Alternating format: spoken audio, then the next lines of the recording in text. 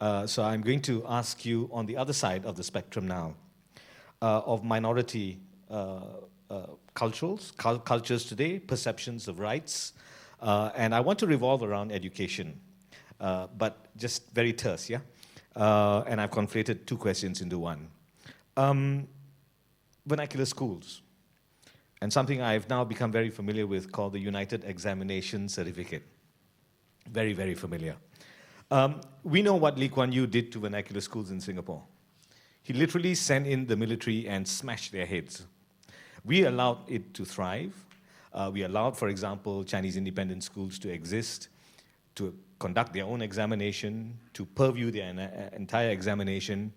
And all of a sudden, they now want to enter national institutions with very few conditions, or no conditions at all. Why should they be given that right? And how much is that right actually rooted in a kind of victimology? That if you do not give us this, then you are essentially perpetuating a victimology. I'm not taking sides here, I'm just being a devil's advocate. And the MCA and DAP are quite interesting in this, because if we talk about political contestation over ethnic issues, this thing has been going back and forth between the two parties for a very long time.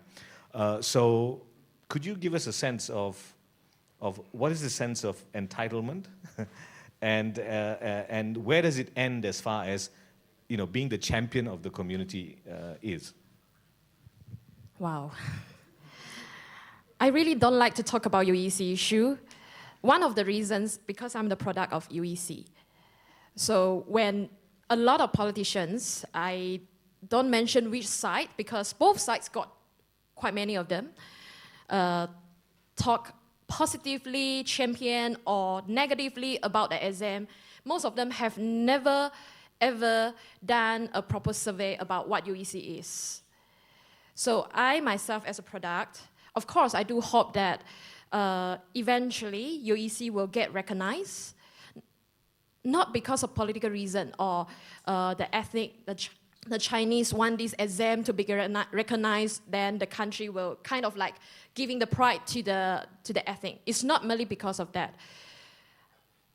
It is because of the academic issue that in our national university, we are allowed foreign students to be enrolled into our national university with foreign equivalent qualification, but it's a foreign exam or foreign certificate.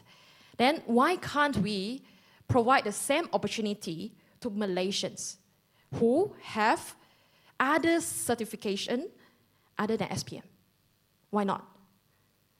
And most of the time, we may be able to retain some of the talents.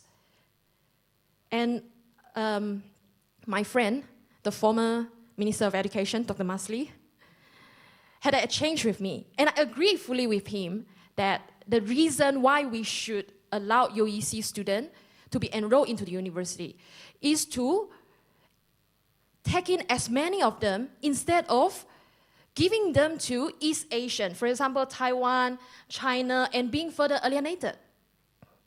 I think that is a brilliant idea. If those students are interested to be enrolled into our national university, then why not?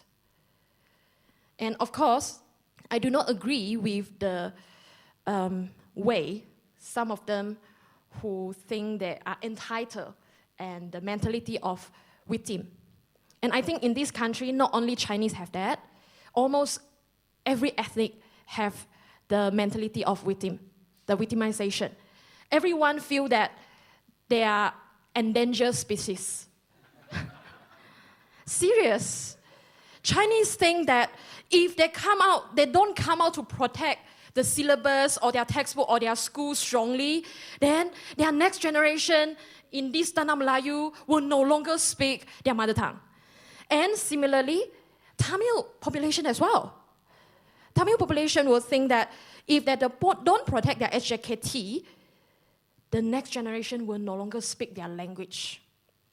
And for Malay, if I don't protect the Bahasa Melayu here, who will speak my language out there?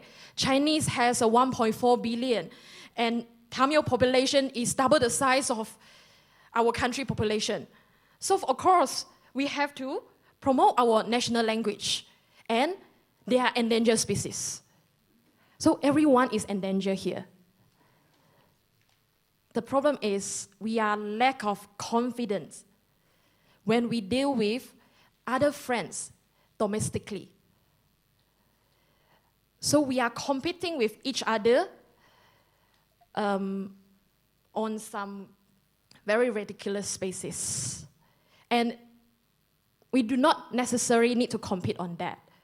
And there's an issue, there is news broadcaster recently being in the news. I don't know whether you know about her, Rashida.